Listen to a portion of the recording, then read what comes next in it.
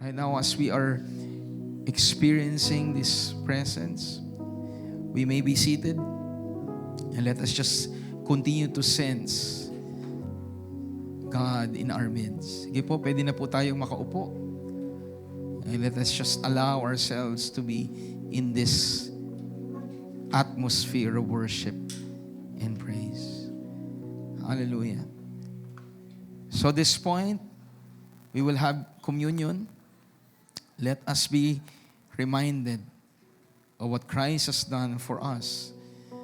The reason why we can sense this presence is because God has rescued us. Praise God. God has rescued us. Amen. Hallelujah. Sa lahat po ng kasama po natin din online, I pray that you have your elements with you so that you can join us in the communion. I mentioned this morning, what is the most important meal? Is it breakfast? Is it lunch? It's dinner? Is it snack? The most important meal is the communion. Because this reminds us of the work of Christ. This reminds us that everything has been paid for by Jesus. At sabi po ni Apostol Pablo sa unang Korinto, na ang kagalingan at kalakasan ay dumadating sa atin sa pamamagitan ng pagpapahalaga sa communion.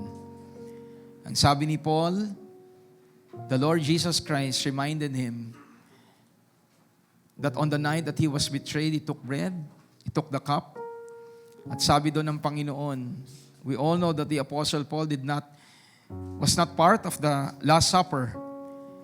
Pero ang Panginoong Jesucristo nagpakita pa sa kanya para po ipahayag personally ang kahalagahan ng communion. So ngayong araw na to, let us be reminded of that the communion is so important.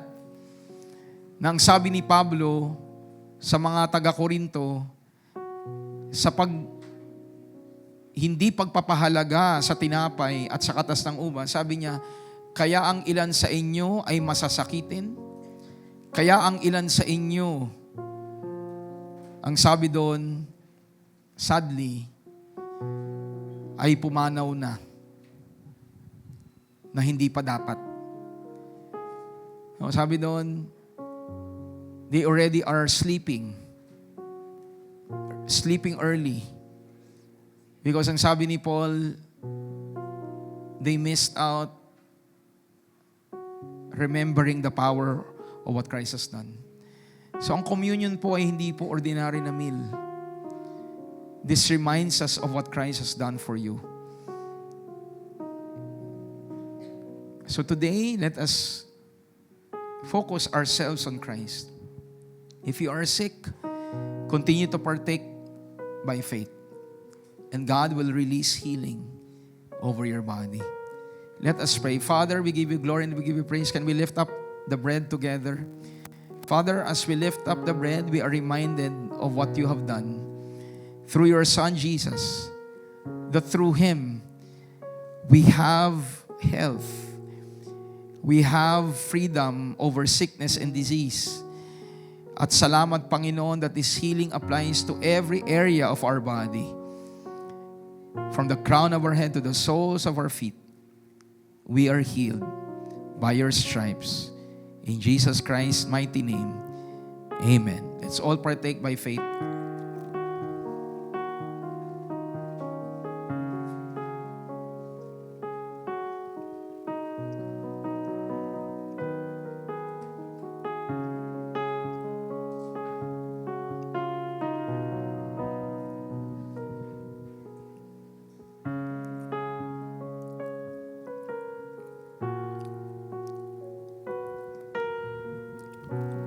Attention is on you, Lord Jesus. This is what reminds us of you, the communion. The very last act that you did before you offered yourself is to have communion with your disciples. And today, Lord, we just thank you that we can participate, that we can walk according to the power of what you have done by partaking of the communion. Thank you, Lord. Can we all lift up the cup? Father, as we lift up the cup, we are reminded of the blood of Jesus Christ that was poured out for the forgiveness of our sins. So that means, Lord, ang ibig sabihin nun, kung kami napatawad sa lahat ng aming mga kasalanan, wala nang balakid para maranasan ang inyo pong grasya. In every area of our lives, there is no reason for us not to walk in your grace, not to walk in righteousness, because you yourself, ikaw mismo ang nagdeklara na kami matuwid. At sa pamamagitan ng tinanggap naming katwiran, lumakad kami ng matuwid ayon sa inyo pong kalooban, ayon sa iyong mga salita. So thank you, Lord, today that we are righteous, and through the gift of righteousness, we can walk a righteous life. Salamat. Ito pong aming sama-samang panalangin. In Jesus Christ's name. Amen. Let's all partake by faith. Thank you, Lord. At this point, anyone who needs or wants to receive prayer for healing, can you just stand up wherever you are? Hallelujah. All over this place, kung meron po kayong karamdaman, this is the time for you to stand up. Father, lahat po ng tumayo, lahat po ng nandito na tumayo at nangangailangan ng kagalingan ninyo.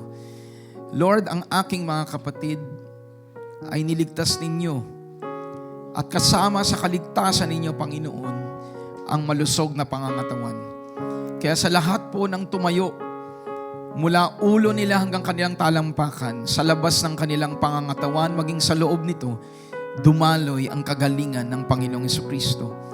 Lord, we are not doubting what you have done, but the truth is we are trusting in the power of what you have done. So thank you so much for the miracles that you allow your people to experience, and anumang pong karamdaman na nagpapahirap sa inyong mga anak, whether simple or major, all of those things have been paid completely by the sacrifice at the cross. So we bless you, Lord, and I release your blessing of healing upon your children. And salamat, Panginoon. We just bring back to you all glory and all praises. In Jesus Christ's name, amen and amen. Can we give the Lord a clap offering of praise? Hallelujah. As you are sitting down, can you say to yourself, I am healed completely by the stripes of Jesus. And everyone says, amen and amen. So magandang araw po sa bawat isa. Pwede po bang pakibati natin muli ang ating katabi ng isang magandang umaga? Amen. So we welcome you to Reign in Life Church, where you may find home, find rest, find life, all because of Jesus Christ. And we are on our second Sunday, and we are celebrating po for the entire year the theme, Crowning Goodness. Sabi nga natin, 2025 is the year of crowning goodness. Okay, wherever we are, the Lord will surround us with this goodness. And we are elevated. We are living an extraordinary life because of the crowning goodness of God. Can I hear a big amen? So today, I would like to now focus on our theme for the month. So meron tayong overall theme for the year, which is crowning goodness, but every month meron tayong theme, and this month's theme is Crowned King. Crowned King. Ang Diyos natin ay ang siyang hari at siya'y nakakoronahan. And that means that He is in authority, He is in control, He is more powerful than anyone and anything, and that is the reason why we can expect crowning goodness. We have crowning goodness for the year because we have Jesus, God, as our crowned King. Can I hear an amen? So today, I would like to focus on that. But before we do that, can we just pause for a while and pray? Father, we give you glory and we give you praise as we receive your word. I pray that every one of us will be open, not just to hearing literally your word, but for us to hear your voice. At nandito kami, Panginoon, para po mabago. At ang pagbabago ay nangyayari sa pamamagitan ng pagsisisi. At ang pagsisisi ay nagaganap sa pagtuklas sa katotohanan. So bless your people today with transformed lives through the anointing and empowerment of the Holy Spirit. Take everything that we know, and I pray that everyone will flow in the Spirit. See things according to how you see things. In Jesus Christ's mighty name. And everyone says, Amen and Amen. So, last year po, pinaalala po ng Panginoon sa akin, actually whenever I preach, sabi ng Panginoon is, there are things that the people that hear should be mindful of. So, hindi lang po tayo tinawag ng Panginoon para mag-aral, tinawag po tayo ng Panginoon to accomplish a purpose. At ang salita ng Diyos, ito po ang atin pong maging layunin every time that we come to church. So sabi po dito sa 2 Timothy chapter 3 verses 16 to 17, all scripture is given by inspiration of God and is profitable for doctrine, for reproof, for correction, for instruction in righteousness, that the man of God may be complete, thoroughly equipped for every good work. Sa NIV, all scripture is God-breathed or God-breathed and is useful for teaching, rebuking, correcting, and training in righteousness. The purpose is so that the servant of God may be thoroughly equipped for every good work. Okay, so ayon po sa sinulat ni Pablo kay Timoteo, bigyan mo ng atensyon ang salita ng Diyos. Dahil ang salita ng Diyos ay galing sa Diyos at meron itong kapakinabangan. Sa Tagalog, ang pagkabasa po, lahat ng kasulatan ay isinulat sa pamamagitan ng kapangyarihan ng Diyos at mapapakinabangan. Sabihin nga natin, ang salita ng Diyos ay mapapakinabangan. Hindi kagaya po ng minsan natututo tayo sa school, di ba? Minsan hindi mo naman kailangan yung Rizal. Di ba? Pero bakit nasa school? Pinag-aaralan mo. Of course, the purpose is for you to be reminded of our national hero. Pero alam natin, sa school, ang dami mong pinag-aaralan sa math, pero hindi naman lahat yun na-apply mo sa buhay. Pero iba ang salita ng Diyos. Bawat salita na naisulat, sabi dyan, may pakinabang. Kaya every time that you are coming to church, ariin natin na ang salita ng Diyos na ating napapakinggan, merong benepisyo sa iyo. At tinahad po ni Pablo kung ano po yung mga mahalaga. Sabi dyan sa pagtuturo ng katotohanan, pagsasaway, pagtutuwid, pagsasanay sa matuwid na pamumuhay para maging handa sa lahat ng mabubuting gawa ang naglilingkod sa Diyos. So based on this, last year pa po, pinaalala ng Panginoon sa akin. Actually, I'm trying, but by the grace of God, hopefully this will be the start for everyone. Whenever you come to church and you listen to Pastor Mel, 5 bagay po ang inyo pong bigyang focus. Dahil ang pinag-aaralan natin ay ang salita ng Diyos. So based on the NIV translation, I have established po 5 areas whenever you study the Word of God. So ready na po ba tayo? So pag nagpupunta tayo sa church, hindi lang tayo nakikinig. If you have your notebook, kagaya na nakikita ko po sa inyo, di ba? Gawin ninyo, bring a notebook, bring a printed Bible, or your phone. Pwede po kayong mag-notes dyan. Pwede kayong maglagay ng 5 bagay. Okay? So, the year 2025, the Crowning Goodness, view God's Word like a tract. Sabihin nga natin, tract. Sa mga nag-share po ng gospel, when you go out to the field, familiar tayo sa mga gospel tracts. di ba, sa Bible tracts. Ano yung Bible tract? Ito po ay papel, di ba, na meron pong portion ng Bible. So, yan ay maging reminder sa atin na sa pag-aaral natin ngayong umaga, or every time that you study the Word of God, focus on 5 areas. Sabihin natin, tract. Sabi ni Paul kay Timothy, the Word of God is profitable for teaching. So ngayon, nag-aaral tayo. Pastor, ang aga mo naman, acronym na tayo kagad. Uwian na ba? Diba? Simula pa lang ako. Okay? The Word should teach you. Meron ka bang hindi alam? Dapat pagkatapos po ng pakikinig natin sa salita ng Diyos, meron kayong natutunan. What did you learn? For example, kayo po ay medyo bago pa lang Kristiyano at narinig ninyo na si Kristo lamang ang daan sa kaligtasan. Yun ay teaching na very foundational. Na walang ibang daan sa kaligtasan kundi si Jesu Kristo. Second, the Word of God will rebuke you. Sabi nga natin, rebuke. Asahan na natin ang salita ng Diyos. Sabi po sa Tagalog, sasawayin ka. So hindi po si Pastor Mel ang nagre-rebuke. The Word of God has the power to rebuke you. Kung meron kang ginagawa na hindi ayon sa kalooban ng Panginoon, dapat kang sawayin. Dapat akong sawayin. Can I hear an amen?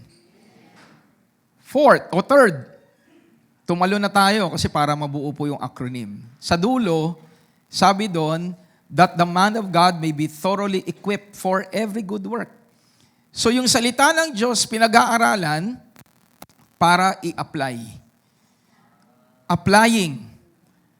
So pagtatapos natin mamaya, dapat meron tayong i-apply. Kasi po pag hindi natin in-apply, di tayo natuto. And I tell you, the more that you practice the Word of God, the more you will grow in the Word. So ano po ang sabi ni Pablo kay Timoteo? The Word of God is profitable for, letter C, correcting.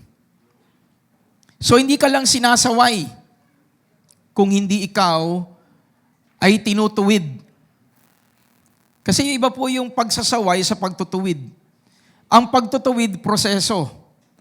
Pag merong maling ginawa, sinaway ka, sa grasya ng Panginoon, dapat unti-unti ka nang lumalakad sa kung ano yung matuwid.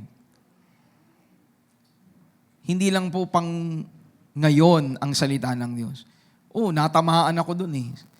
So anong ginawa mo sa biyaya ng Panginoon na ikaw pala ay tinamaan? Wala lang, tinamaan lang ako. Dapat iko-correct ka niyan. Kaya po mahalaga na nagpapatuloy tayo sa salita ng Diyos. Hindi lang yung tayo doon nag-focus na tayo ay tinamaan. Kasi hindi po magiging powerful ang word pag tayo basta lamang tinamaan. Kailangan i-correct tayo ng salita ng Diyos. And last but not the least, training in righteousness. Ano yung training? Pag tama naman ang ginagawa mo, meron kang matututunan na ikalalalim mo. Natutunan mo, nananalangin ka na, tapos nag-share si pastor sa Sunday preaching na napahapyawan ang prayer. Meron kang natutunan doon. Ganun pala yun. So now, you will be trained deeper. Nakuha po ba natin? So mamaya po, sa grasya ng Panginoon, nawa po, meron tayong maisusulat sa 5 yan. Okay? Anong natutunan mo? Anong sinaway sa iyo ng Diyos? Anong ia-apply mo? Anong itutuwid mo? At sa grasya ng Panginoon, anong ipagpapatuloy mo? Malinaw po. Ganyan pala, pastor, ang salita ng Diyos. Akala ko pa lang pumunta sa church, nagsimba. And then we expect ourselves to be changed. Klaro po sa Romans chapter 12, be transformed by the renewing of your mind. At bago po binanggit yun ni Pablo, sinare niya yung gospel, yung ginawa ni Jesus. Kasi kahit po natin marinig ito, kung hindi po tayo magfo-focus sa 5 yan, mananatili tayo sa dati. At sayang ang oras kung hindi po tayo lumalago. And everyone says, Amen. Palakpakan ho natin ang ating Panginoon. So today, we now go to our main lesson.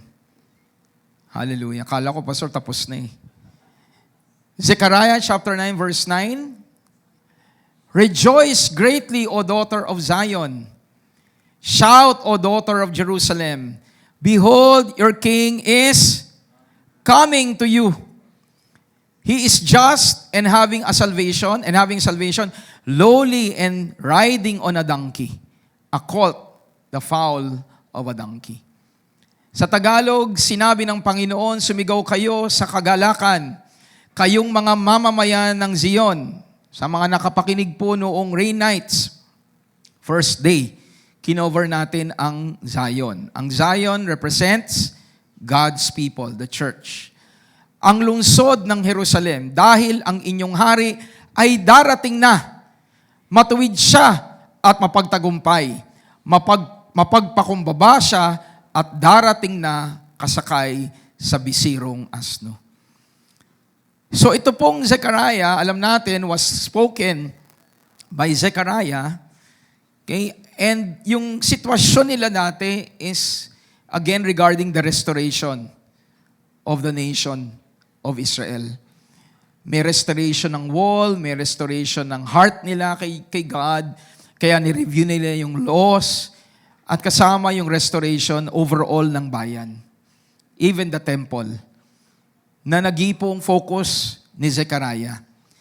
At makikita natin po na kasama sa diniklara ng Panginoon through Zechariah, the restoration, yung panunumbalik, ay patungkol sa hari. Sino ang haring ito? Alam natin, pag pumunta tayo sa Bagong Tipan, doon po sa araw ng pagparito ng Panginoon, pagpasok sa Jerusalem, dineclare ito ni Matthew. Di ba familiar tayo sa Linggo ng Palaspas? Are you familiar with Palm Sunday? Ano niya po yung pagwagaswas po or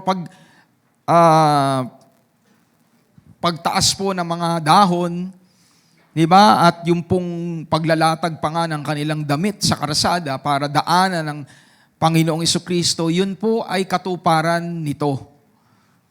So we see that everything that was prophesied in the Old Testament nangyari sa Panginoon. Wala pong nangyari sa buhay ng Panginoon na hindi po pre-prophesy. And that tells us, mga kapatid, na mapagkakatiwalaan natin ang Diyos. At binabanggit dito, this is in the Old Testament, na darating ang hari.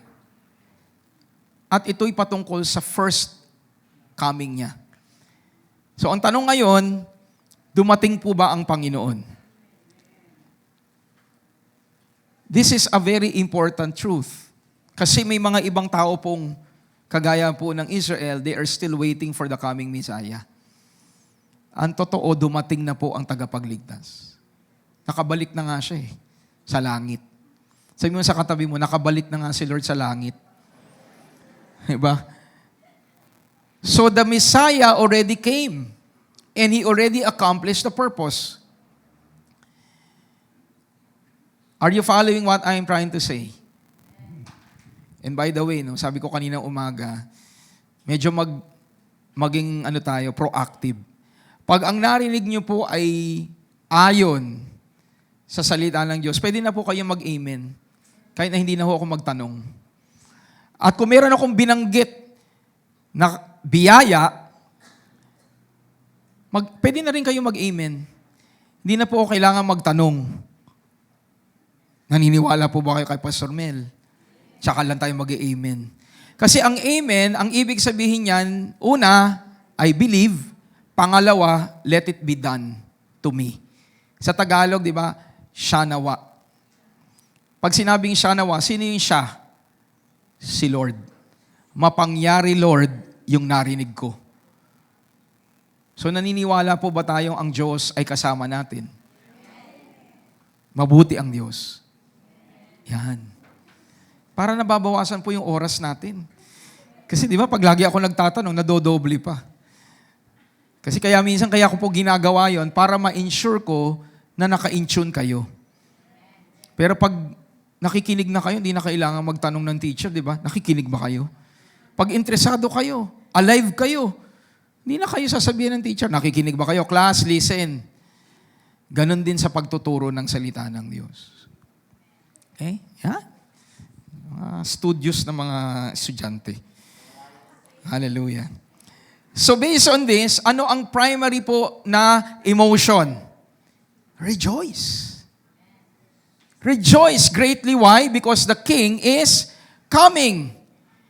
So for those who are in Christ Jesus, the coming Jesus Christ, our King, elicits. Pag sinabing elicits, nagre-resulta, nag-i-spark ng joy and not fear from His people.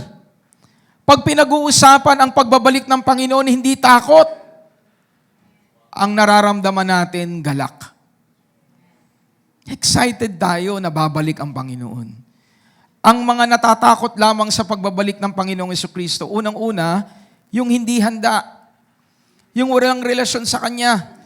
Pero pag ikaw ay may ugnayan sa Diyos, hindi ka natatakot. Bagkus, you are expectant that Jesus Christ is coming back. At ang totoo, paano tayo tiyak na babalik siya? Kasi tinupad niya yung una niyang pagdating. At bago pumanik ang Panginoon, sabi niya, I will return. Kung si MacArthur nga, itinupad yung pangako niya. Si Lord pa. Sabi ng Panginoon, I will come back. And I will give you signs that will warn you regarding my coming. But the ultimate sign is the preaching of the gospel to all nations. And then the end will come. And that is what's happening now. Hallelujah.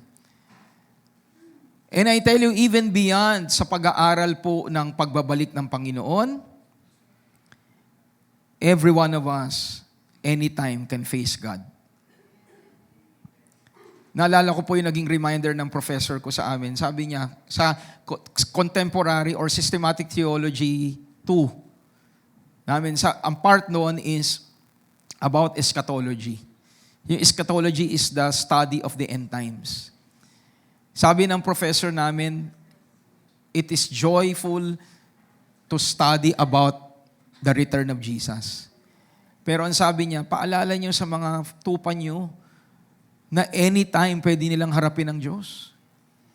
Kasi every time that you hear about si Jesus Christ, babalik na, some of us might wonder and say, hindi, matagal pa. Pero pag ikaw talaga nasa Panginoon, hindi mo natin sasabihin yun. Kasi matagal na pong binabanggit sa Biblia na nalalapit na ang pagdating ng Panginoon. 2,000 years ago. So definitely, mas malapit ngayon kaysa 2,000 years ago. Tama po ba si Pastor Mel? But the point that I would like to drive at today is anytime you can no longer breathe. Anytime, pwede po tayong malagutan ng hininga.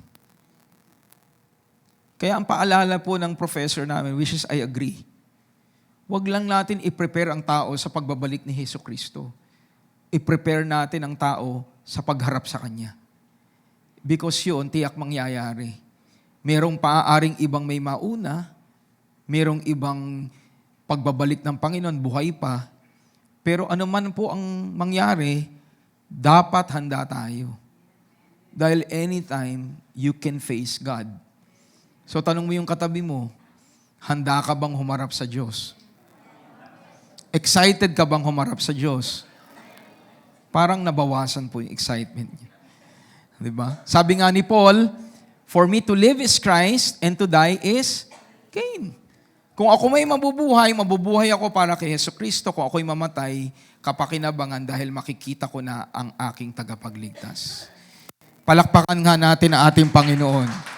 So again, the coming of Christ, our King, should bring you joy and not fear.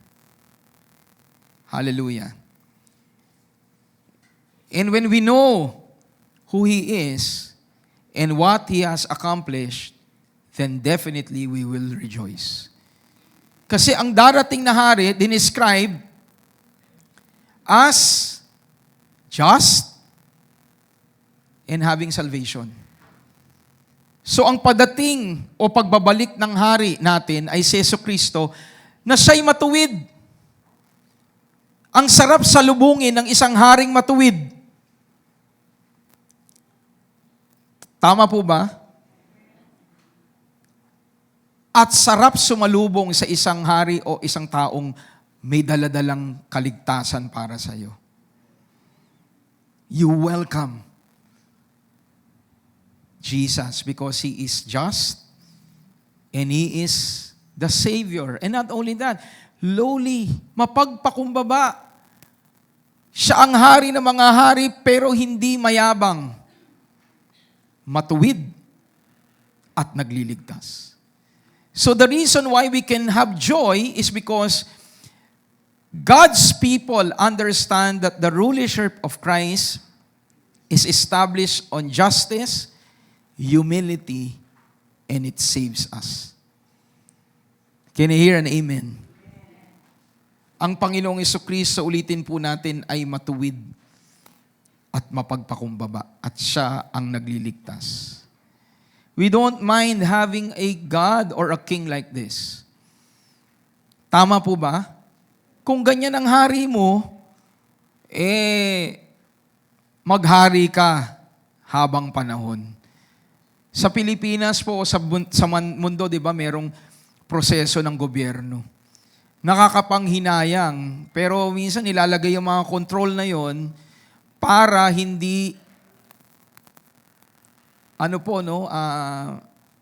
tawag doon, ay mag-exceed. Samantalahin ang posisyon. Pero alam natin, di ba, minsan nangihinayang ka na, kagaya po nung isang araw, no, hindi ko na i-mention yung politiko. Sabi ni Carissa, hanggang ilang term siya pwede? Sako 3 terms lang. Sabi niya, dapat forever na lang siya. Di ba? Kasi alam niya na matuwid.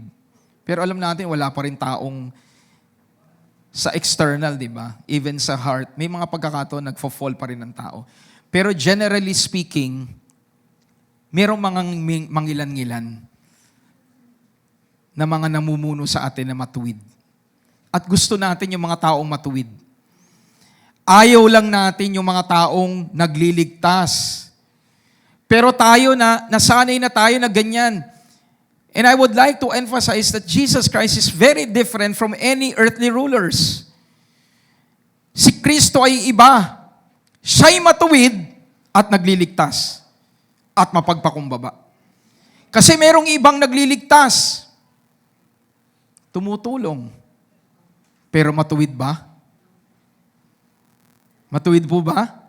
Mga Pilipino, sabi nga po di ba, yung mayor po ng Davao,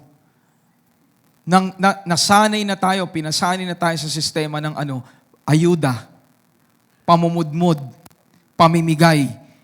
Kesa tayo ituruan na maghanap buhay at matuto sa mas mahabang panahon, ano nangyayari? Nililigtas tayo ng mga taong matuwid po ba? Matuwid po ba? Di ba hindi? Pero tayo bilang mga tao, tuwan-tuwa na tayo doon. Minsan nga sinasabi na natin, okay na lang yan. Kahit pa paano may nakukuha tayo.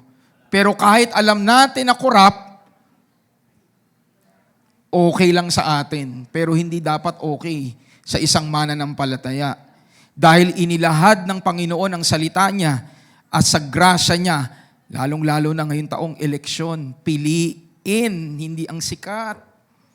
Piliin kung ano yung nakaayon sa salita ng Diyos. Palakpakan nga natin ang ating Panginoon. Okay lang kung sikat, matuwid. At ang puso talaga ay para iligtas po ang tao.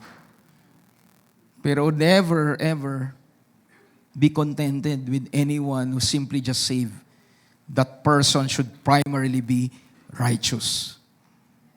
And everyone says, Amen. Hallelujah. Because The desire of God is for us to understand that true victory should be experienced within the sphere of righteousness. Sabi nga natin, victory and righteousness. Ano sabi ni Lord? I am the just King who will save. I am just and I will save. Which tells us na ang after si Lord ay hindi lamang sa end result. Meron tayong kasabihan, di ba? The end does not justify the means. Alam niyo po ba yun? The end doesn't justify the means? Ibig sabihin nun, hindi komot merong maganda sa paningin mo na naging resulta. Kahit baliko ang daan, okay lang. Hindi po. Dahil ang Diyos kayang magpala sa pamamagitan ng daang matuwid. Klaro po, He is a just King who saves. Sabi po ng Scripture, we would rather have a few in righteousness than have plenty that is contrary. Pinaparaphrase ko na lang po. Contrary to the principles of God. And when I talk about the principles of God, hindi lang po ito basta yung kumita ako ng pera ayon sa batas. Remember, what applies to us as Christians is not just what is legal. Kagaya po ngayon, pumasa na po sa Congress, bayon sa aking nakita, parang napasa na sa Congress yung divorce. Manalangin tayo na hindi po yan pumasa sa Senate. Kasi kagaya ng pinahintulutan ng gobyerno, legal. Pero tayo bilang mga Kristiyano, klarong-klaro, the Lord hates divorce.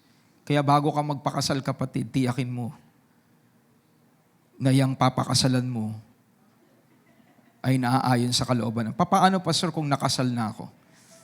Well, si Lord, kayang baguhin ka. Diba? Lagi natin iniisip, mabago siya, Lord. Diba? Baguhin siya. Diba? Baguhin tayong lahat. Palakpakan ho natin ang ating Panginoon. So that is what I'm trying to say. You're being blessed, pero at what expense? Meron kang kinita, pero anong expense? Lalo na kung hindi po pag nagiging habit na. At what expense? Hindi mo na fulfill yung calling mo? You're not able to serve God? At what expense? Na-promote ka nga. Pero kayong mag-asawa, laging nagtatalo. At what expense? Yung anak mo ay napariwara. Gumagawa ka nga ng legal, pero sa harapan ng Panginoon, yun po ba ang kanyang principle? Tandaan natin mga kapatid, pag ang victory galing kay Lord, yan ay establish sa katwiran niya. Yan ay pagpapahalaga sa mga bagay na kanyang pinapahalagahan. And the commandments, although hindi po ito sabihin na nating to the letter applicable to us, pero may principles. Kagaya for example, sinasabi natin, pinapahalagahan natin ng Panginoon. Kung hindi naman natin pinapahalagahan yung araw ng Diyos na tinalaga niya para tayo sama-samang sumamba, paano natin masasabi na pinapahalagahan natin ang Panginoon? Tama po ba si Pastor Mel? When you say you value God, you value the things that are valuable to God. Sabi niya, magpahinga kayo. Magpahinga tayo. Walang problema po pag once in a while. Pero pag regular na, I tell you, it is not going to be good for you in the long run. And everyone says, Amen. Kanina po meron tayong, last week lang I think umaten po sila Kasama po ni Gemma. Diba? Gemalyn, sorry. Gemalyn. Ano ba nickname niya? Jamie. Ayun, Jamie. Ang lapit, no? Ni Jamie. Kasama po niya yung asawa niya Sabi niya, Pastor, umatin na kami ngayon ng 8 o'clock kasi may work pa yung husband ko mamaya. So inuna niya na si Lord. Are you getting what I'm trying to say? Kung kaya mong matalaga buong araw, kagaya namin, di ba, ng linggo, better. Pero at least, you do not miss out what God is doing here. At worst case, ito po sinasabi ko sa inyo, pero hindi dapat maging practice. Pero worst case, mga kapatid, if you fail to come, available po ang mga preachings. Sino po sa inyo ang nakaliban pero nag-join po online? Or talagang hindi naka-join online pero binalikan? Pag kayo po ay absent sa school at alam ninyo na ang daming tinuro, ano po ginagawa ninyo? Di ba tinatanong mo yung classmate mo, ano tinuro? Di ba tinatanong mo yung professor mo, Ma'am, anong tinuro? Pakopya naman, pahiram naman. Sa math, ganun ang ginagawa natin. Sa Pilipino, sa English, dahil ayaw natin bumaksak. Pero bakit pag sa salita ng Diyos, pag nagkaroon ng conflict sa schedule natin, hindi natin binabalikan? Mga kapatid, sa taong ito, huwag po ninyong hahayaang kayo ay mapag-iwanan. Pag hindi nakapag-church, go online. Pag na-miss out ang online, balikan. At sa isang taong masipag na estudyante, pag nag-aral na yan, binabalikan pa.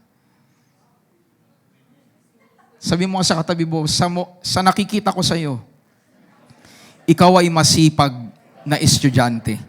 Kaya babalikan mo ang salita ng Diyos. And everyone says, Amen. Palakpakan nga natin ang ating Panginoon. Kaya kanina umaga, nagtanong ako ng letter Pinag-aralan ba yun? Di ba lagi natin sinasabi, absent ako nung wala. O ano ginawa mo nung absent ka? Di sana nagtanong ka. Ganon din tayo. Tract, teaching, rebuking, applying, correcting, training. And everyone says, Amen. Again, at what expense are you experiencing victory? Is it at the expense of your calling? It shouldn't be. Dahil ang Diyos kayang magbigay ng pagpapala habang lumalakad tayo ng matuwid sa Kanyang harapan. And everyone says, Amen. Let's go to Zechariah chapter 9, verse 10. So si Christ who is seated on a donkey, nasabi natin, iba po yung kanyang, di ba? Yung kanyang stature, hindi siya mayabang. May authority siya, pero hindi mayabang. He's not forceful. Meaning, he doesn't violently take people. He allows people to choose Him. Pero sa kabila na ito po ang ating hari, ano pong sabi? I will cut off the chariots from Ephraim and the horse from Jerusalem. The battle bow shall be cut off, and he shall speak peace to the nations. His dominion shall be from sea to sea, and from the river to the ends of the earth. Sa panglabas, ang Panginoong Jesucristo, kaya niya yan. Pag titignan natin at ikukumpara natin yung paraan niya, parang walang ibubuga. Pero iba ang Diyos. No earthly king is able to accomplish peace. Sa Pilipinas nga lang po, ilang taon na po tayong established sa republic. Hanggang ngayon, meron pa rin pong gera. Meron pa rin insurgency na nangyayari. Can I hear an amen? Because no human strategy and ability will be able to bring peace. Only Jesus can bring that. At ginawa niya to nang hindi po siya namimilit. God is established authority in our lives. So the ways of our King may be different, but they are powerful and lead to lasting peace. Can I hear an amen? Lasting peace ang resulta pag si Kristo ang naghahari sa atin. At matutunan natin, mga kapatid, iba ang paraan ng Diyos. At sa mga taong pinapamunuan ng Diyos, magiging iba din ang kanilang paraan.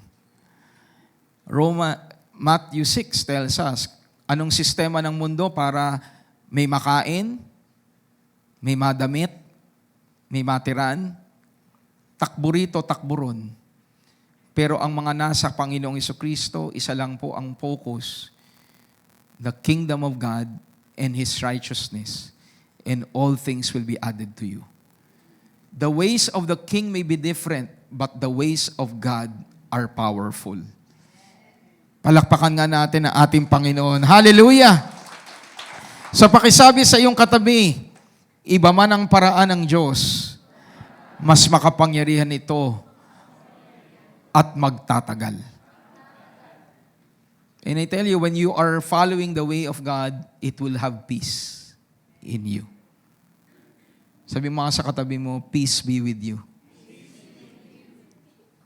Amen. Nung nandoon pa tayo sa dating ganung gawin, di ba? Sinabi ng officiant o celebrant, sabi mo sa katabi mo, peace be with you. Tayo naman, hindi natin naiintindihan yun. Pero tayo pag sinabi natin, peace be with you, may conviction dahil nakatira sa atin ang hari ng kapayapaan. And I tell you, hindi tayo pwedeng magbigay ng peace kung wala kayong peace. You cannot give away peace if you do not have peace. So we can say by faith, peace be with you, because the peace of God is within us. Amen. Hallelujah. So the question now is, what happens to those He rules? Ano ang nagiging epekto sa mga taong pinamumunuan ng Diyos? Tanong ko po, gusto niyo po bang pamunuan kayo ng Diyos? Kanina we were worshiping, di ba? Worthy is the Lamb seated on the throne. Oftentimes, ang imagination natin or ang ating isip ay, He is in heaven, seated on the throne. And that is true. Pero make that also a personal declaration, seated on the throne of my heart. The one who saved you should be seated on the throne of your heart. Because we will only gain access to the throne of heaven if Jesus is enthroned in your heart. Lahat ng tao haharap sa Diyos, pero hindi lahat ng tao makakapiling ang Diyos. Only those who have Jesus as the Lord of their lives. So ang tanong ko po tanong niyo po sa katabi mo, are you ruled by Jesus? Ano po sagot niya? Amen. Pero kung hindi pa, huwag mawala ng pag-asa. Sabi nga sa ating pong pinagsimulan kanina, matuto. At kung ikaw ay Kristiyano pero hindi si Jesus ang nangunguna sa buhay mo, magpatama ka. Magpasaway ka. At magpatuwid ka. Palakpakan nga natin ang ating Panginoon. Hallelujah. So what happens? Let's jump to verse 16. The Lord their God will save them. Diba? Sabi dun sa text natin kanina, He is coming. The one who is coming is just and has salvation. So pagdating ng Panginoon, sa buhay natin, this is what will happen. The Lord will save them. And the reason is because they are like flocks of His people. So para siyang pastol na igagather into safety ang kanyang mga tupa. At alam niyo po, ang hari, ganun din po eh. Ang hari, di ba, alam niya kung sino ang nasasakupan niya. Can you hear an amen? So sabi po ni Zechariah, as the Lord gave him the word, the Lord will save them like a shepherd, like a king over his flock. At pag itong bayang ito ay naligtas, sabi diyan, for they shall be like jewels in the palace. Diba? Jewels of a crown. Diba? Bigla sila na naalala niyo ba yung Jewel in the Palace? No, come on, pastor, wala pang Netflix nung inabutan mo yan, di ba? Ngayon, ang dami pong nakakapanood ng mga Korean. Pero dati, di ba, sumikat po yung Jewel in the Palace. Pero sabi diyan, jewels of a crown. So, ang message natin is entitled, Crown of the King.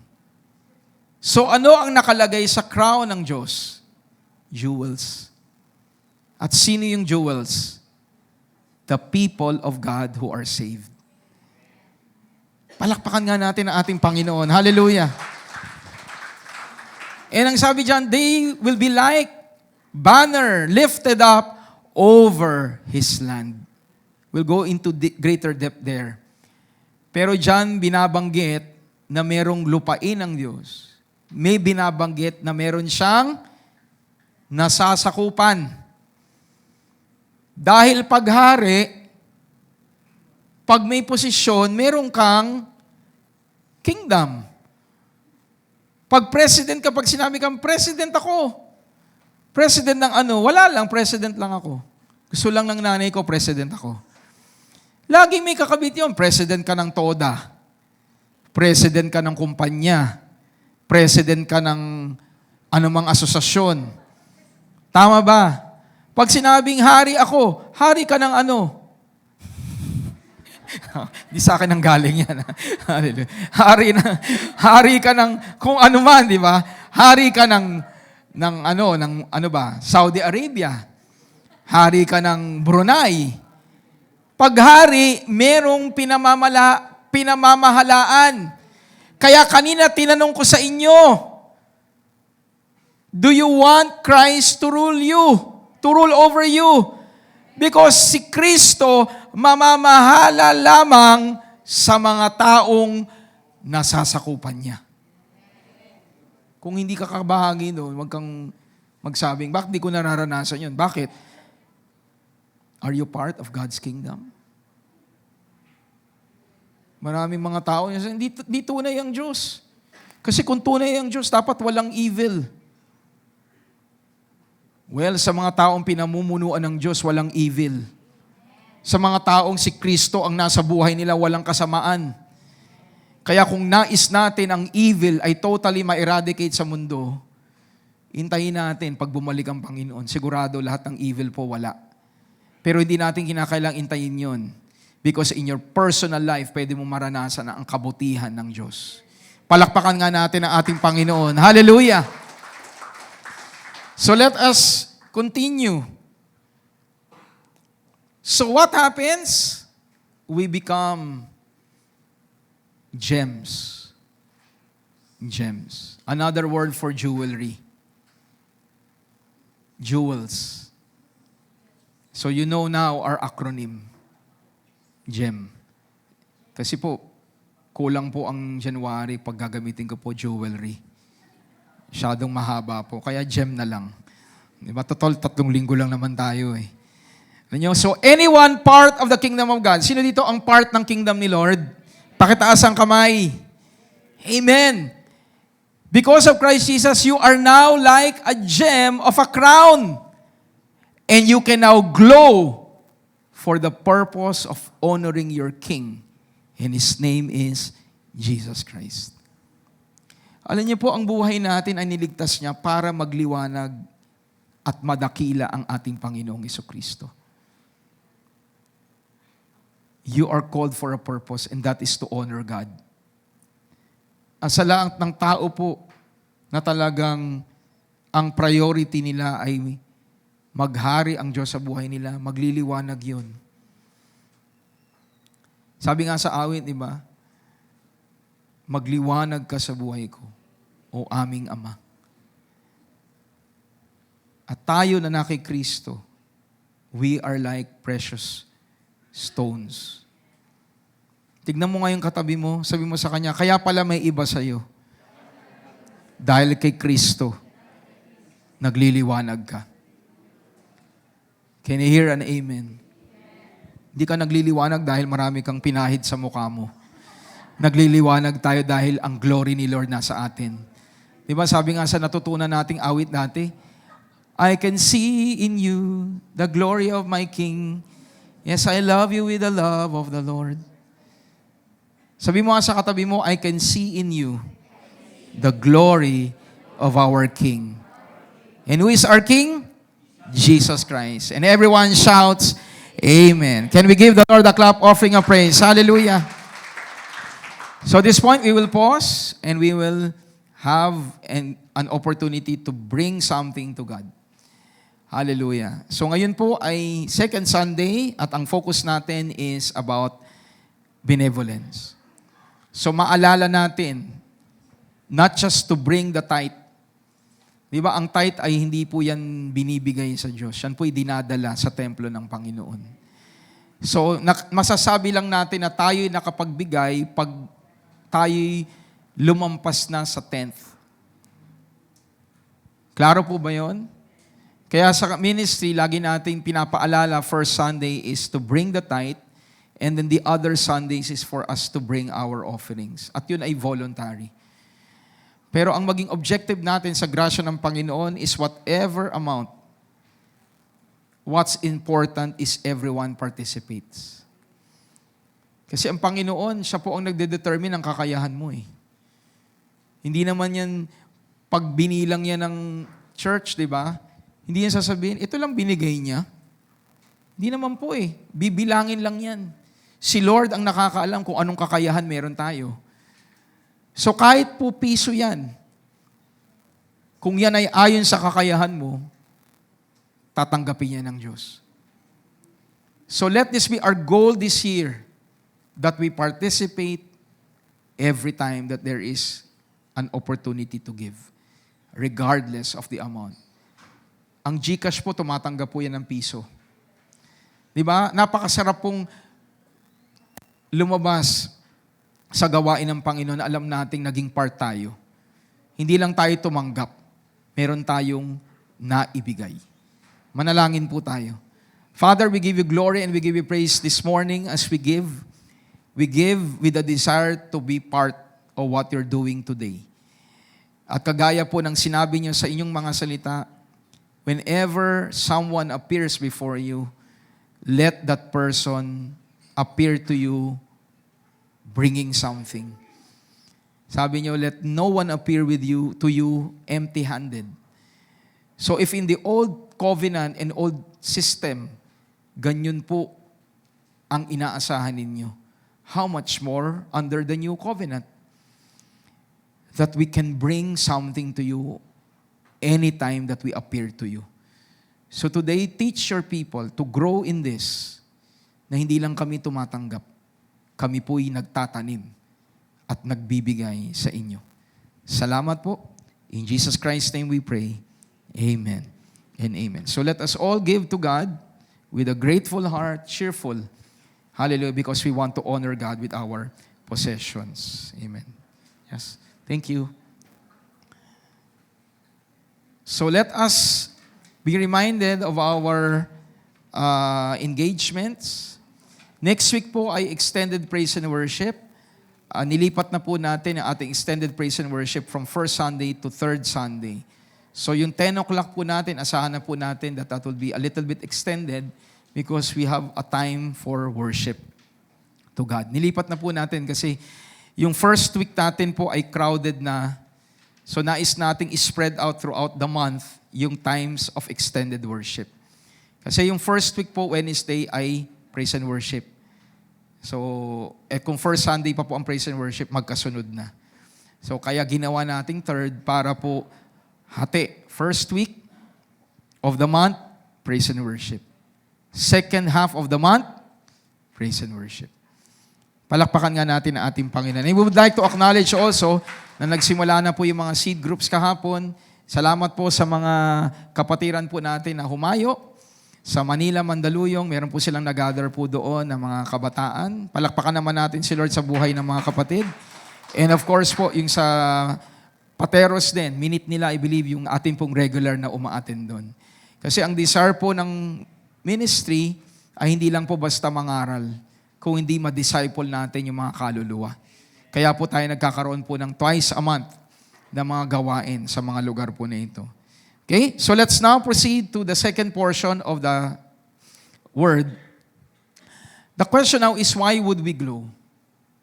Bakit tayo magliliwanag pag si Kristo ang siyang atin pong hari? Okay? So, binanggit ko na po sa inyo yung acronym natin. But having a king in Christ Jesus, everyone in Him can glow in a crown like a gem. Sabi mo sa katabi mo, you are like a gem. Why are you like a gem? First, because of God's goodness. Mamaya makikita natin yung relationship ng crown sa goodness ni Lord.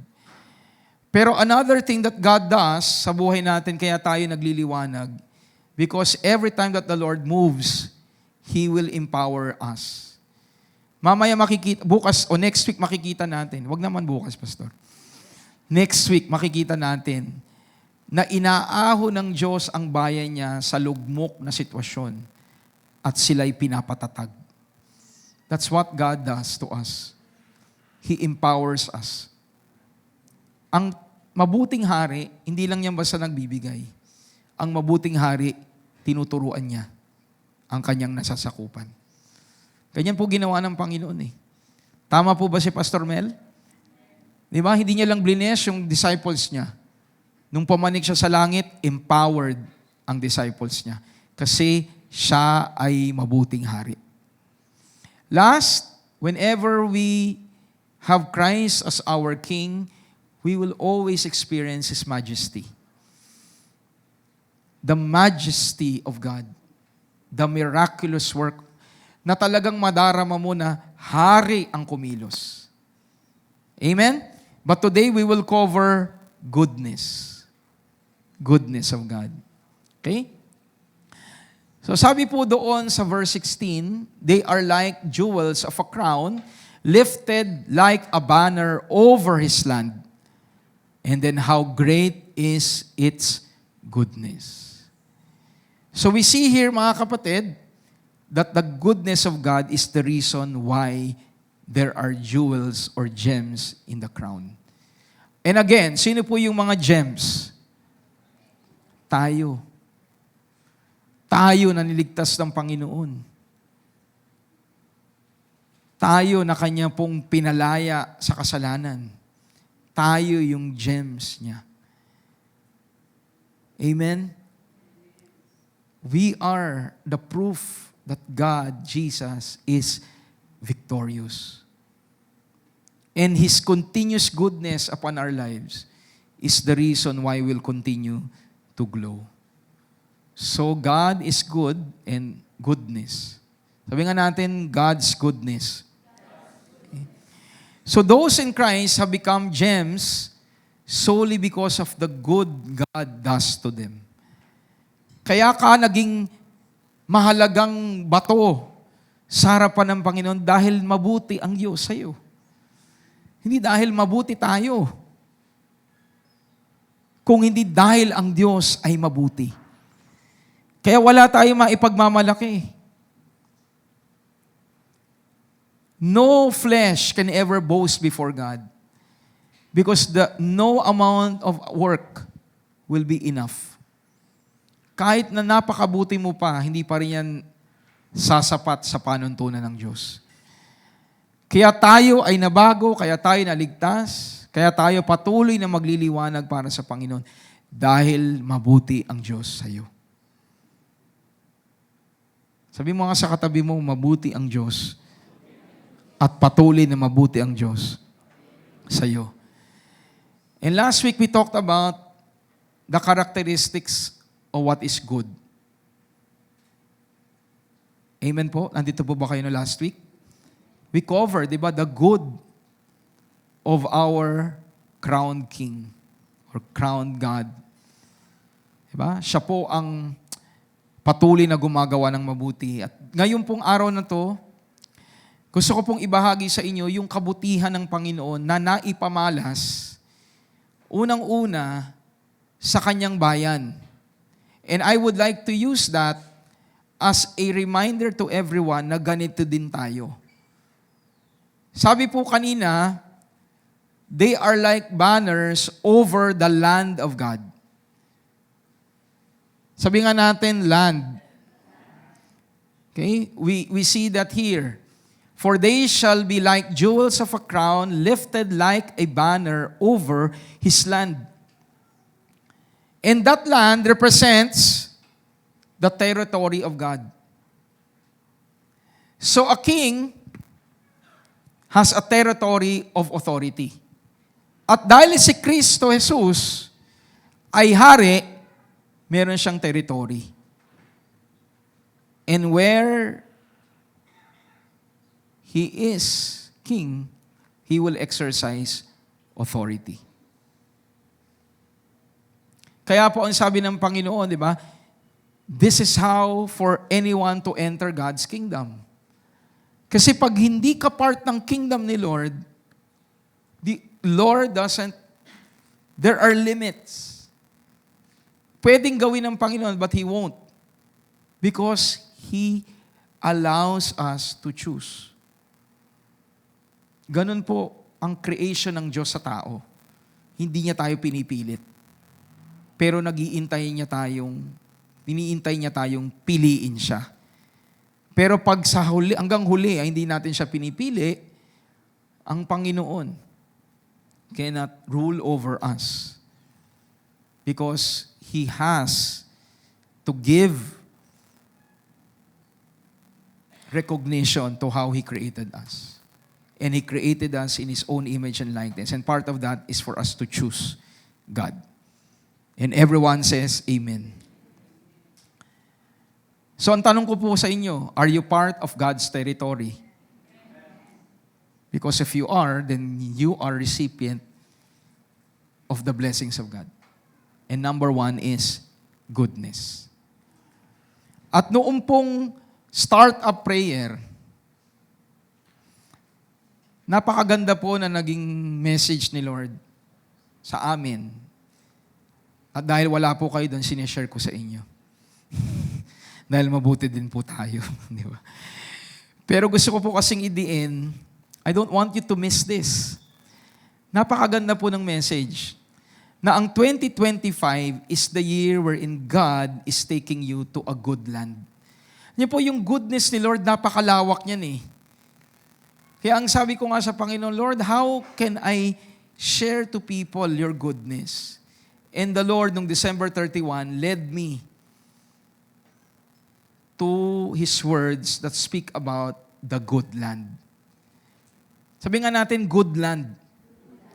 Yung part ng covenant ni Lord kay Abraham ay hindi lang siya yung magkaroon ng maraming anak. If you will remember, ang sabi ng Panginoon kay Abraham, leave your country, diba? Your family, and go to the land that I will show you. At sabi niya, I will give this land not just to you, but to your descendants after you. So part ng covenant ni Lord is to bring His people to a good land. So sa kabutihan ng Panginoon, maniniwala tayo na meron siyang inihahandang mabuting lugar para sa iyo at para sa akin. Do you agree with that? So ang question nga ngayon is, what are the characteristics of the good land? Sa mga umatin po nung start-up prayer, nauna na silang nakapasok sa land. Joke lang po. Diba? Nauna. Sabi ko nga po sa kanila, pag nauna tayo sa pag-aaral, di ba, we have a head start na.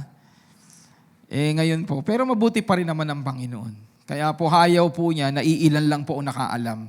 Kaya sabi mo sa katabi mo, mabuti ang Diyos Dahil tinuturo niya rin sa atin kung ano ang katangian ng mabuting lupain. Tama ba? Amen. So let us look at the scripture. But before we do that, ano pong sabi po sa Deuteronomy chapter 8? Therefore, basahin na natin sa Tagalog, kaya sundin ninyo ang aking mga utos o ang mga utos ng Panginoon na inyong Diyos. Mamuhay kayo ayon sa kanyang pamamaraan at igalang niyo siya. Can I hear an amen? Pag sinabing ang Diyos natin ay ang Diyos, ang Panginoong Jesucristo, yakapin ang pamamaraan ng Panginoon at igalang siya. Again, pag sinabing igalang, sundin ang kanyang tuntunin. Marami pong tao kasi, they claim to be Christians, but they do not value God's Word. Pero tayo po'y iba. Mahalaga ang Diyos sa atin, kaya pinapahalagahan natin ang pamamaraan niya. So anong mga katangian? First, for the Lord your God, why should we follow the commands of God? And gusto kong idiin, this was given under the Old Covenant. Okay? The covenants that are written under the Old Covenant, of course, are already fulfilled. Diba? Fulfilled na yon. Lahat po, tinupad na ng Panginoong Jesucristo. Wala tayong idadagdag doon. Pero the principle na gusto pong sabihin dito, kahit na hindi na po tayo under sa Old Covenant, is yung nais ng Panginoon na pahalagahan ng tipan. To value the covenant. Sabihin natin, value the covenant. So when God told them, follow the commandments, He's saying, value the covenant that I have with you. Tayo, hindi po tayo under the old covenant. We are under the new covenant. So kung tayo'y nasa bagong tipan, ang mag-a-apply sa atin ay ang principle ng bagong tipan. But the same thing applies. Ang Diyos na nagbigay ng tipan, pahalagahan ang tipan at pahalagahan ng Diyos. Amen po?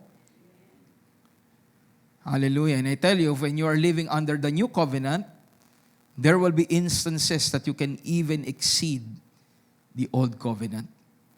Totoo yun. You can even exceed. Mahihigitan mo pa kung anong sinasabi sa utos. Dahil ang sentro na ng buhay natin ay hindi lamang sundin ang utos, kundi mahalin ng Diyos. To love God is the summation of the commandments. Lord, nagbigay na ako. Kahit nagbigay tayo, kung hindi mo pa nararamdaman na talagang naipakita mo yung pag-ibig mo sa Diyos, bakit mo lilimitahan ang sarili mo? Tama po ba si Pastor Mel? Di ba, minsan sa mga magulang, anak ko naman yan eh. Di ba? Asawa ko naman yan. Hindi natin binibilang ang ginagawa natin sa mga taong minamahal natin. Tama po ba si Pastor Mel?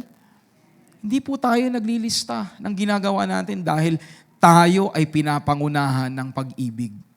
At ang pag-ibig ay wala pong hangganan. And everyone says, Amen. Can we give the Lord a clap offering of praise? So let's continue. First, okay, pangalawang acronym natin to. Ay, pangatlo na pala kasi na-share ko na yung kanina. Pero the first characteristic of the good land, sabi dyan ng Panginoon, I'm going to bring you into a good land, a land of brooks, of water, of fountains, and springs that flow out of valleys and hills. The first description of the land, it contains the very basic of life, and that is water. Kaya po, mabuti ang lugar kasi punong-puno ito ng buhay. The first characteristic that God is bringing you to, alam na ni Jeric to di ba? Alam mo na, di ba? Naalala mo ba to? Kamo, nandito ka ng startup prayer. Di ba yung characteristic ng land? Oh. Makinig ka pa rin. Okay, living. The land of the living. Alam niyo po, yung land na to, hindi lang po ito patungkol sa lupa. Pastor, oo nga, matagal na ako nananalangin ng lupa eh. We're not talking about simply a land. Kung pinangako talaga ng Panginoon, magkakalupa ka, praise God. Pero kung hindi po tayo after sa ekta-ektaryang lupa, yung land dito represents the covenant of God to Abraham. Sinabi niya specific kay Abraham, bibigyan kita ng lupa. Kaya tutuparin ng Diyos yun. Pero kung hindi naman tayo sinabihan ng Panginoon na bibigyan kanya ng lupa, meron ka lupang sinilangan. Di ba? Pero wag tayo, may lupa. Di ba? Wag tayong magtatampo. Can I hear an amen? Pero I tell you, kung talagang may conviction ng Panginoon na magkaroon ka ng sariling lupa, praise God. That's part of what God would want to give to you if that is really His promise to you. Pero hindi po tayo after dyan. Kasi wala naman po tayong lupang madadala sa langit. Amen? At tandaan natin, kaya siya nagbigay ng lupa kasi meron siyang kailangang tuparing tipan. And this tells us that God's people would have a sphere where they can work. Diba? Kung yung ibang bansa mayroon silang lupa tapos ang anak ng Diyos walang lupa. Kaya sinabi niya kay Abraham, and by the way, kailangan po ng lupa ang maraming anak. Sabi ng Panginoon, di ba? You will be the father of many nations. You will be blessed through your offsprings. Saan mo titira yan? Kaya sabi ng Panginoon, bibigyan ko kayo ng lupa. And first characteristic again, of the land, it's living. And this tells us, mga kapatid, kung relationship yan, kagaya po nung babae, di ba yung babae po na Samaritan woman, ilan na po ang naging asawa? 5 na. Tama ba ako sa recollection? 5. Di ba? Maaaring ikaw ay isa doon. Relationships, takbo ka rito, takbo ka roon, wala kang kapayapaan. God wants you to understand, pag ang relationship galing sa Diyos, magbibigay yan ng buhay. It will not draw you away from God. Pag yung negosyong yan, nananalangin ka sa Panginoon, mabigyan ka ng hanap buhay. Yung hanap buhay na yan dapat magbibigay ng buhay. Dadaloy dyan ang kapayapaan ng Panginoon. Can I hear na amen? Minsan nakakalungkot, di ba? Nasaan ka? Kapatid, para kang nangangayayat na. Parang wala kang kapayapaan na. Naghahanap buhay ako Parang baliktad. Naghahanap buhay pa, pero parang nagkakasakit ka. Di ba? Naghahanap buhay ka, pero wala kang kapayapaan. Pag galing sa Diyos, it will bring life. Can I hear an amen? Kalabitin mo yung katabi mo, sabi mo sa kanya, pag galing sa Diyos, it will bring life to you. Diba? So number 1, relationships, business, ministry, whatever it is, God is bringing you to a good land. And number 1, it will allow you to live for God. Number 2, it will be a land with wheat and barley. Sikat na sikat ngayon ng barley. Di ba? Of vines and fig trees and pomegranates and the land of olive oil and honey. The second characteristics po, sabi ng Panginoon, pag sinabi niyang land, ibig sabihin, wherever you go, there will be barley, there will be wheat, there will be fig trees. It will be a land that is abounding. Pag galing sa Diyos, merong pong kasaganaan. Ulitin ko po, pag galing sa Diyos, may pag-unlad. May pag-apaw. God is good. Thirdly, at mapupunan natin yung progression, di ba?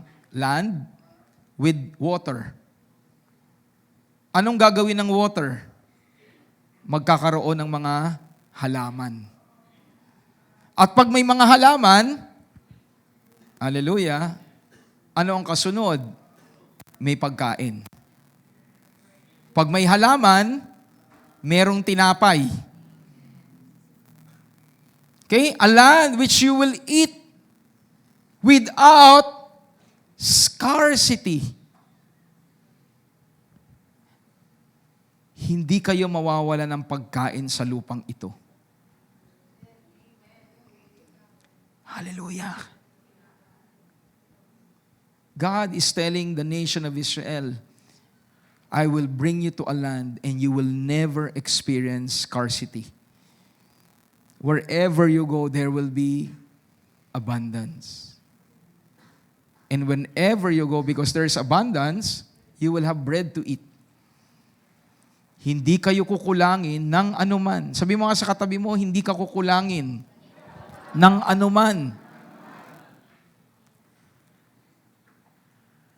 Ang taong 2025 is the year of crowning goodness. Manalig tayo. Itong taon, hindi tayo makakaranas ng kakulangan. God is good. Amen. God is good all the time. All the time, God is good. So after abounding, nourishing. The land will nourish you.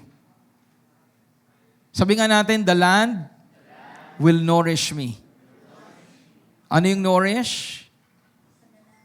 Kasaganaan. Nagpapatuloy na kasaganaan. So hindi lang po tayo merong pipitasin, merong mga aanihin, pero magagamit natin yon para tayo ay lumago. I mentioned last week, di ba? The Lord doesn't only give supplies. The Lord satisfies. The Lord doesn't just supply, He satisfies. Palakpakan nga natin ang ating Panginoon. At kaninang umaga nabanggit ko to, you can write it down. Sa Diyos, walang kapos. Sabi mo nga sa katabi mo, sa Diyos, walang kapos. Pag nakigad tayo, hindi tayo kakapusin. Last but not the least, paalala ng Panginoon, when you have eaten and are full, then you shall bless the Lord your God. Pag kayo'y sumagana na, pag kayo'y pinagpala na, anong sabi ng Panginoon? Parangalan ninyo ang Diyos. For the Lord your God has given you the good land which He has given you. Beware that you do not forget the Lord your God by not keeping His commandments. Klaro po mga kapatid, di ba? Sabi niya, huwag nyo akong kalilimutan. Paano? Huwag nyong kaliligtaan ang aking tipan. Marami pong mga Kristiyano nagsasabi, hindi ko naman nakakalimutan si Lord. Pero are you following the principles of the Scripture? Because anyone can say that. Pag tinanong ko po ang asawa nyo at sinabi ko sa asawa nyo, tinanong ko asawa nyo, lagi ka ba naaalala ng asawa mo? Sa tingin ko naman. Di ba? Hindi sasabihin ng asawa mo, sa tingin ko naman. Lagi niya akong iniisip. Pag sinabi ko sa asawa mo, tinanong ko siya, naaalala ka ba ng asawa mo? Ang magiging sagot niyan, oo. Pag umuwi nga yan ng bahay, merong ganito. Tumatawag nga yan, nagme-message. Yun yung mga hakbang na nagpapatunay na hindi mo nakakalimutan ng asawa mo. Ganon din ang Panginoon. Marami sa atin nagsasabing, hindi ko nakakaligtaan ng Diyos. Pero are you living according to the principles of the Scripture? Kasi pag pinapahalagahan natin ang salita ng Diyos, pinapakahalagahan mo ang Diyos. Kaya nung paalala niya, when you are already blessed, you shall not forget to keep the commandments of God, the judgment, the statutes which I command you. Because lest when you have eaten and are full, and have built beautiful houses and dwell in them. The last characteristic of the good land, it is a land of dwelling. The Lord is giving you a land to dwell in. Ito po yung binabanggit natin. Itong taong ito, may mga tangible things na gagawin ng buhay. Ang Diyos sa buhay mo, nasasabihin sa'yo, o ayan, anak ka, sa'yo yan. Ngayon, mapayapa ka na. Sa paghahanap mo sa kabutihan ko, ito ang binibigay ko sa'yo. Palakpakan nga natin ang ating Panginoon. Something na hindi maaagaw. Something na hindi po mawawala. Bakit? Tiniran mo. Di ba last week, ano po yung characteristic ng good? May nakakaalala pa ba sa atin sa letter D? Dedicated. Praise God. Salamat po at naalala nyo. O tinignan nyo na kasi tatanong ko eh. Naalala niyo po? Nakikinig sila ng preaching last week. Amen. Thank you. Basta makinig kayo sa preaching mamaya. Hallelujah. Hallelujah. Praise God. So again, ano po ang characteristic of the good land? This year, God is bringing you to a good land. Pakisabi nga sa inyong katabi, 2025, God is bringing you to a good land. The land of the living. The land that is abounding. The land that is nourishing. And the land of dwelling. And everyone says, Amen. Can we give the Lord a clap offering of praise? I'm almost done. In Jesus Christ, in His goodness, He brought us to a position that we can call our own and thrive. Hindi lang tayo tinawag ng Panginoon para mag-survive sa 2025. He wants you to thrive. Anong ibig sabihin ng thrive? Nagtatagumpay. Hindi lang natin hinihila ang sarili natin hanggang sa matapos ang bagong taon. Nagtatagumpay tayo. Dahil merong binigay ang Diyos sa atin, na sa atin. Amen? And kasama doon is serving God. Ulitin ko po mga kapatid, pag hindi tayo naglilingkod sa Diyos, hindi yun mabuti. Hindi mabuti na hindi tayo naglilingkod. Amen? Last excerpt. Jesus Christ, our King, should continue to reign over what He has entrusted to us.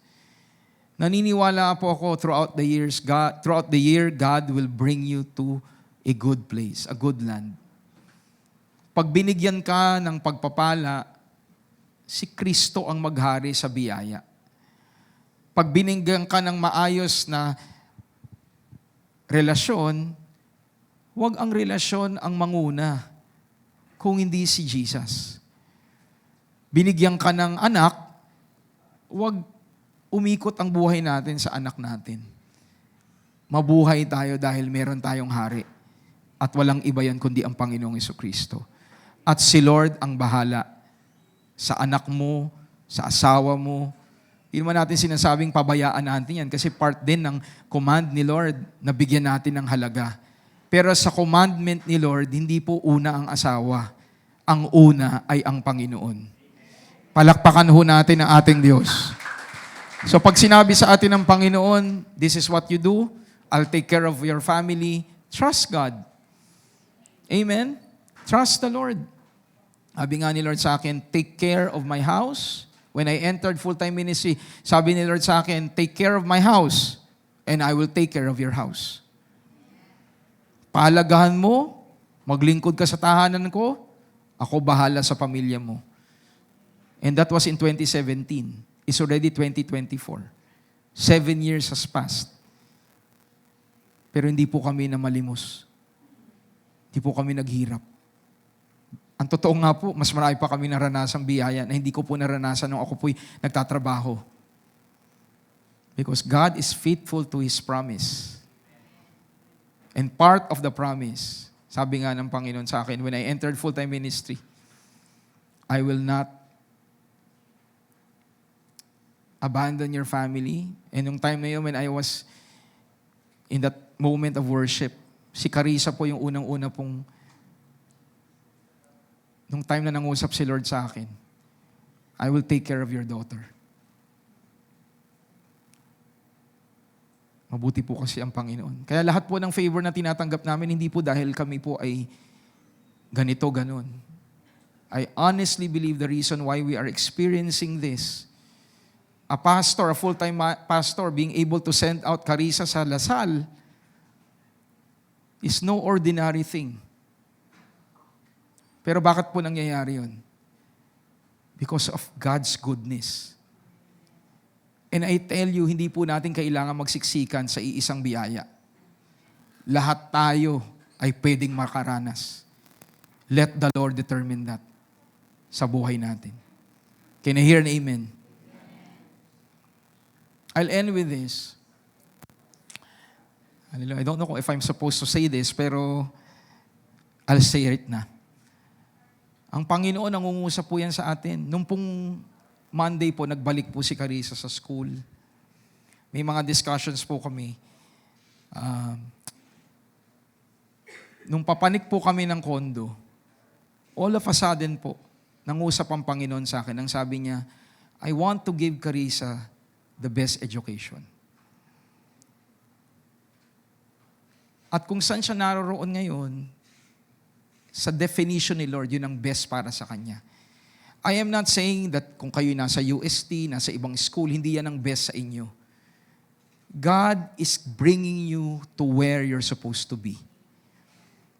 At para sa amin, sa anak ko, yun ang definition ni Lord. Kaya siya nagsusupply. Kaya siya nagpo-provide. And I have always maintained the trust in God. Pagdating po sa pamilya ko, si Lord ang bahala. And God will never fail me. Lagi ko sinasabi kay Pia, what we are experiencing is not because of any connection we have, but because God favors His servants. Serve God, and He will lead you in the path that He wants for you and for your family. And everyone says, Amen. Can we give the Lord a clap offering of praise? Lagi pong yan ang nasa heart ko. Lord, I'm not deserving of anything. Pero dahil ako'y na kay Kristo at naglilingkod sa inyo, kaya meron kaming tinatanggap na biyaya. Wala po kaming maipagmamalaki. What we have is Jesus Christ. Sabi nga po ng scripture, Jeremiah, kung meron mang magmamalaki, ipagmalaki nila na kilala nila ang Diyos. We have a King, and allow Him to be enthroned over your life. And everyone says, Amen. The best clap offering of praise to the Lord. Sige po, malakas sa palakpak para sa ating Panginoon. So in conclusion, hallelujah, mamaya po, before you leave, or habang nagaano kayo, yung 5 po. Teaching, rebuking, applying, correcting, and training. I tell you, paglabas nyo dito, pag napuno nyo yung 5, o kahit ilan man doon, you will go out of this place talaga pong busog na busog sa salita ng Diyos. Can we all rise up and let us declare this song to God that He crowns the year with His goodness and He answers us with awesome deeds.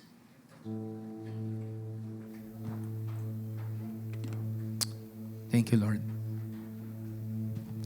Father God, as we come before you this morning, we thank you so much. Nalalabas kami sa lugar na ito na hindi lang kami basta kumain ng skyflakes. An analogy of simple portion of the word. Lalabas kami dito na talagang marami po kaming pwedeng makuha. We will come out of this sanctuary full fulfilled with your word. And right now, Lord God, sabi po ninyo sa Hebrews, the nation of Israel failed to enter the promised land because they did not mix what they read or what they heard with faith. But we are not like the nation of Israel. We are a people of faith. So yung narinig namin, Panginoon, that we are gems before you, that we will experience your goodness, your empowerment, and your majesty, that you are bringing us to a good land. You're bringing us to a land that is living, to a abounding land, a nourishing land, and a land where we can dwell. We are blessed to experience your goodness. So sa mga oras na ito, sa aming paglapit, dinideklara namin ng may pananampalataya our complete surrender to you, Lord.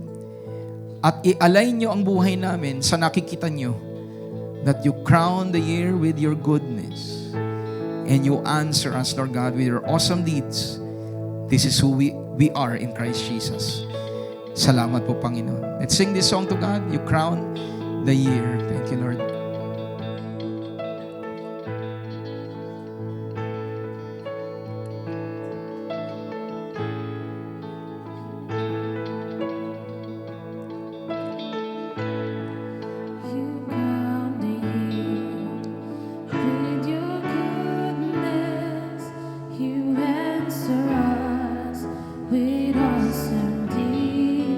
Your hope resounds, God our Savior, to distant lands and far seas.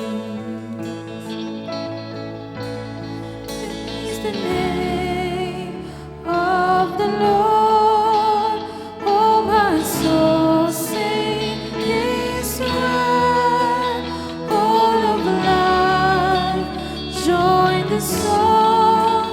Come and lift up our King. Crown the year. Yes, Lord. With your goodness, you answer us. With awesome deeds, your hope resounds. God our Savior, to distant lands and farthest seas. Praise the name. Praise the name of the Lord. Oh, my soul, sing His word.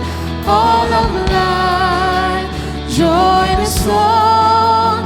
Come and lift up our King. Crown the year With your goodness, with your goodness. you answer us with awesome You deeds. answer us with awesome deeds. Your hope resounds. God our Savior, to distant lands and farthest seas. Praise the name of the Lord. Oh, my soul, sing His word.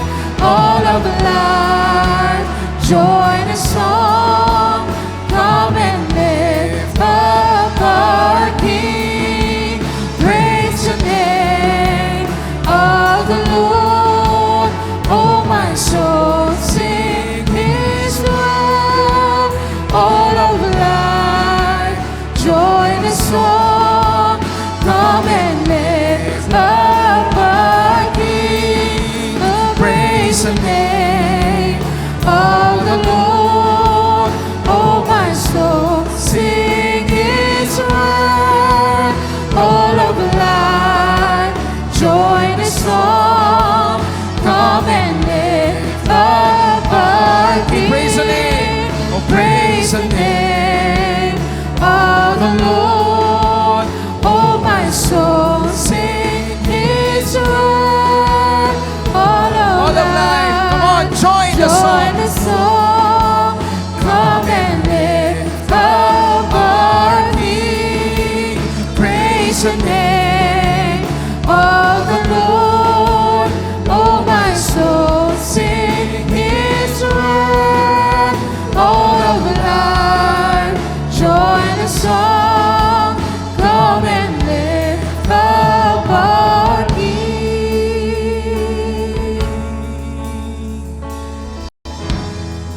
declare your holiness in this place, God.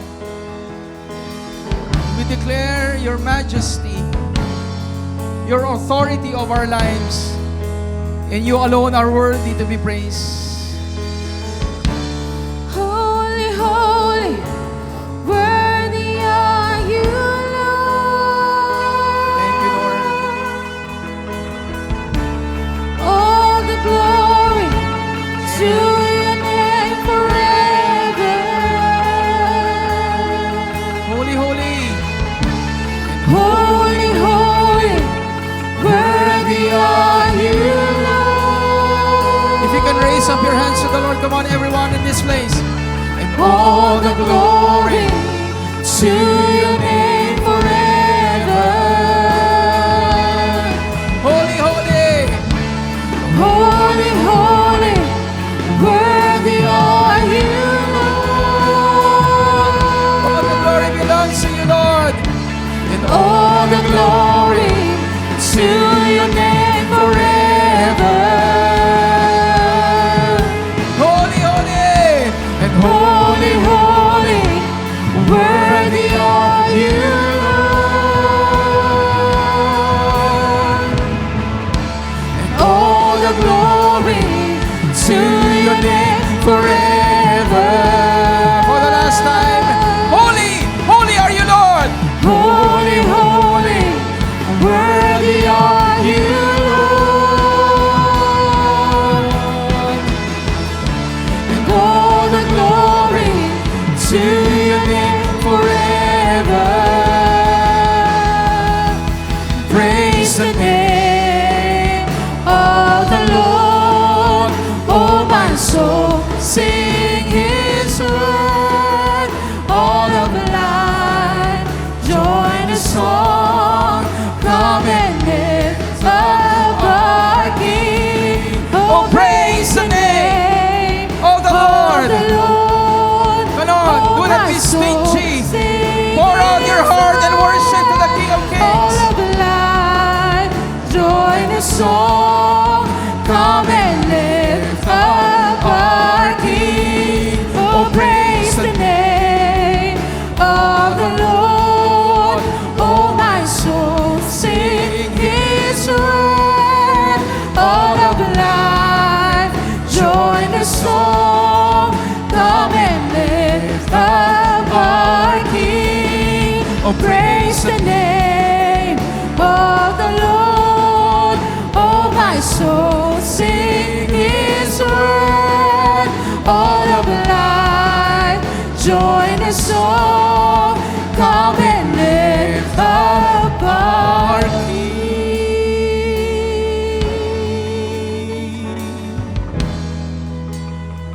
Yes, Lord, that is our prayer today. That we will lift up the name of the King of Kings and the Lord of Lords. Hindi nyo ikinahiya nang itaas ninyo ang inyong mga kamay para ipako sa krus ng Kalbaryo. Hindi nyo ikinahiya, Panginoon, nang ibigay nyo ang iyong sarili para sa amin. You willingly gave up yourself for your people. So this morning, Panginoon, what we want is not to be ashamed of you. Kami na niligtas ninyo, nakatira sa amin at kayo'y naghahari sa aming mga buhay. Itinataas namin ang aming unang-unang aming puso. Pangalawa, ang aming mga papurit pagsamba.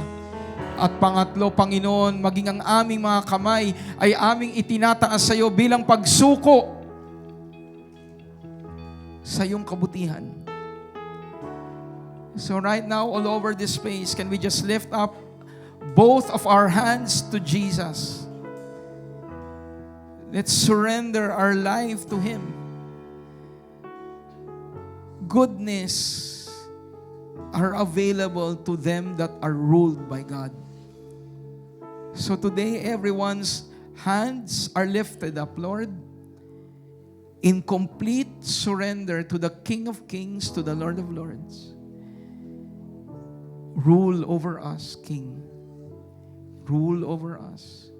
Dahil ikaw ay hari na napakabuti. It is to our advantage that we allow you to rule us. So lahat, Panginoon, ang nandito, nakataas ang kanilang dalawang kamay, ay pagsuko sa kapangyarihan ninyo. Pagsuko, Panginoon, sa iyong magagawa. Pagsuko sa kaligtasang tanging kayo lamang ang kayang magkaloob. So sa lahat po ng nandito, anuman ang kanilang kalagayan, as they continue to adore you, to worship you, to value you, let everyone experience your crowning goodness.